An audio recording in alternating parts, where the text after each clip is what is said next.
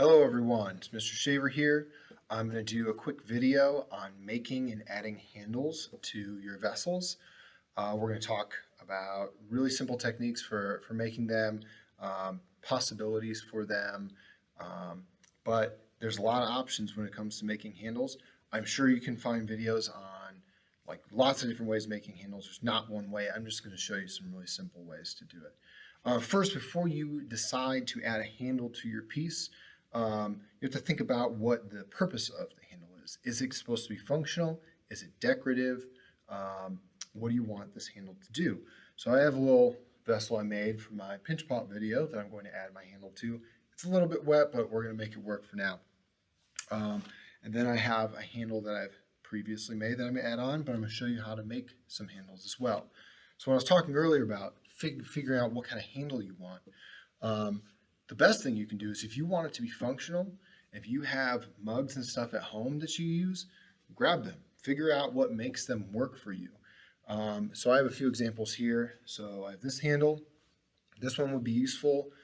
It's a little bit curvy. It goes a little bit further away, so it might not work as well, but it works great here. This is a handle I made that's pretty wide. It's really long. I could use it, but after I added them on, I realized they were a little bigger than I needed them to be. But that's me figuring it out, right?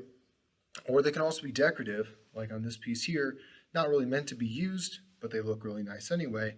And then you can also be very sculptural with your handles. So this one I did, like I squeezed the clay in my hand and then added it on. So it's kind of more of a sculptural piece, but still functional.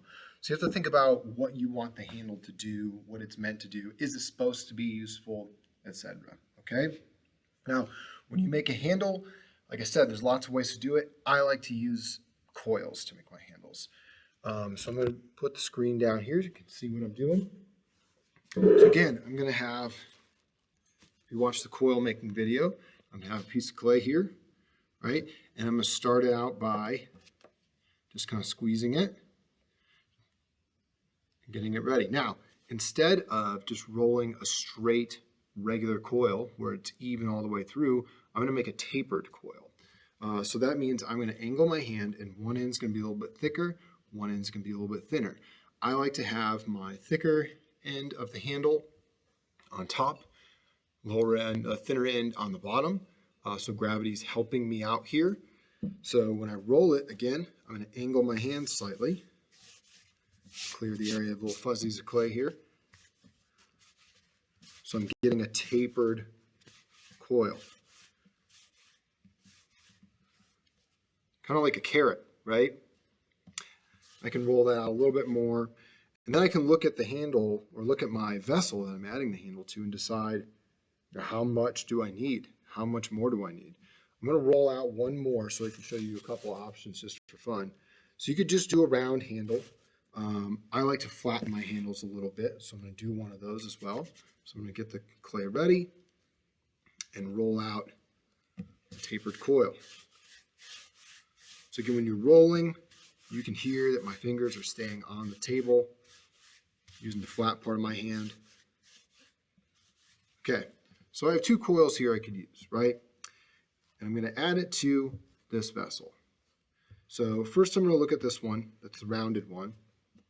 And again, I'm going to look at what's going to work best on this particular vessel, okay? So I'm going to curl it up and say, okay, how much room do I really want? Do I want it to come out wide?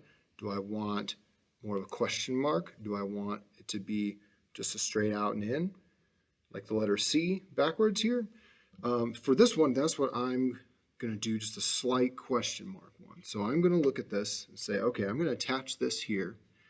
And so to come up here, I don't need about that much clay. And I'm going to cut it off. I'm going to take a look at it again. Okay, still a little much. But when I cut it off now, instead of leaving this straight, I'm going to cut it at a slight diagonal. So I'm going to cut a little bit of a diagonal here. So then I can look at how that would fit really nicely on my mug, right? And this handle's a little bit thick, but it would be useful. And I think that would be a really nice profile. Now, This is still really flimsy, very wet. So what I usually do is I will get it to where kind of like I want it, and then I'm going to put it aside for a little while. And I'm going to let this dry a little bit in this form. So when I attach it on, it's a little stronger and a lot easier to attach to my mug. The ones that I really like to do is I like to make like a flat coil. So I have my coil here, and I'll take a little bit of water. So I have some slip on my hand, and I'll kind of flatten it out. And I'll pull it a little bit. Flip it over, do the same thing. So I kind of have a more flattened handle. Do it again. So I'm also kind of dragging on the sides as well as on top, kind of pulling some of that extra clay. So it's a nice even handle, and I'm going from the thickest part of the coil down to the thinnest part, kind of dragging some clay that way. So now I have like a flattened coil that I can use on this piece as well. So I could curl this up and do the same kind of measuring I would do before. Another fun thing to do that I've done that I like is I'll have my coil like this, and then I'll kind of push in the middle and create kind of a little bit of a groove on one side. It's kind of hard to see, but there's a little bit indented on one side. So when it curls, you get a nice little groove going as well. So again, I would measure it the same way, hold it up there, decide how much of it I really need. I can cut at an angle.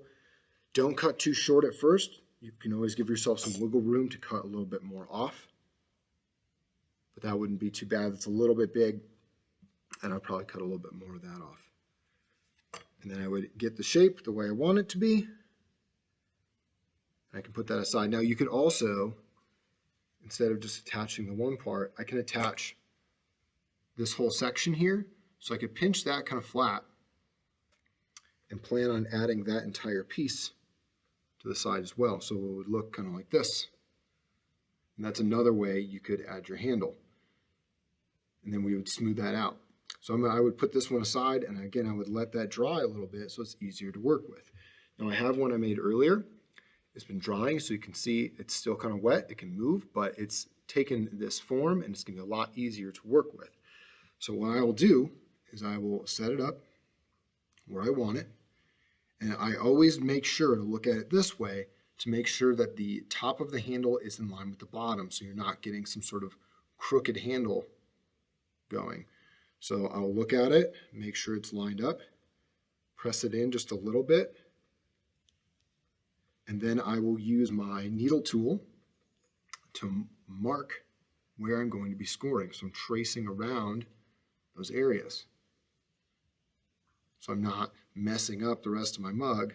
I'm just tracing those little areas that I need to do the scoring in. So I'll go in, I'll do my scoring.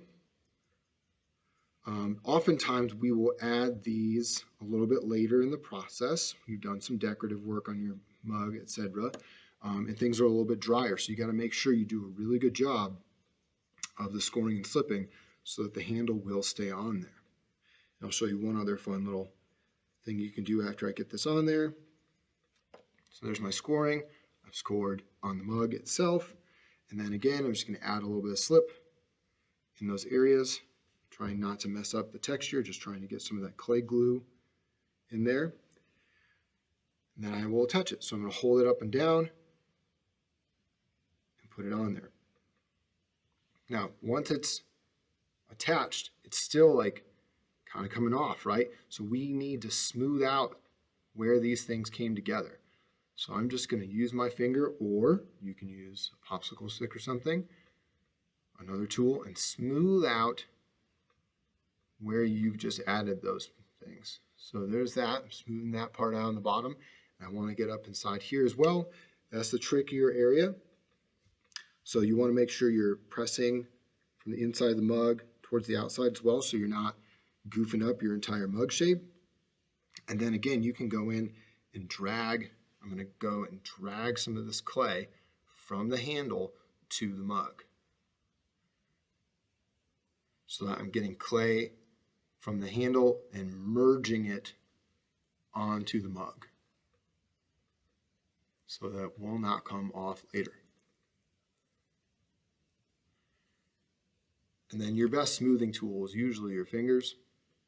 Now, you could look at that and say, that's pretty good. It looks pretty strong. If you feel like this area here is not quite strong enough the way you want it, you can take a little baby coil, right? Little tiny baby coil, and I can score and slip it right into that area. So I'm going to do a little bit of scoring right here. And then I'm going to take a little bit of my baby coil, I'm going to score and slip him, and then with something this small, you can just like dunk it in the water.